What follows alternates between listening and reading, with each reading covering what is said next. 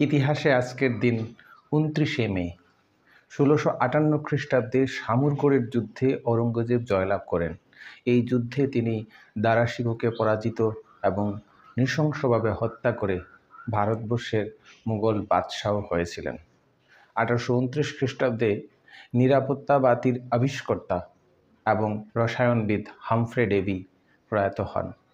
তিনি ইংল্যান্ডের শিল্প বিপ্লবের অন্যতম পুরোধা ছিলেন। ১৮৬৫ খ্রিস্টাব্দে বিশিষ্ট সাংবাদিক রামানন্দ চট্টোপাধ্যায় জন্মগ্রহণ করেন। ১৯০৮ খ্রিস্টাব্দে সাহিত্যিক মানিক বন্দ্যোপাধ্যায় জন্মগ্রহণ করেন। ১৯১৪ খ্রিস্টাব্দে প্রথম এভারেস্ট শৃঙ্গজয়ী তেনজিং নোরগে জন্মগ্রহণ করেন। ১৯১৭ খ্রিস্টাব্দে মার্কিন যুক্তরাষ্ট্রের সর্বকনিষ্ঠ এবং ৩৫তম প্রেসিডেন্ট জন এফ কেনেডি জন্মগ্রহণ করেন।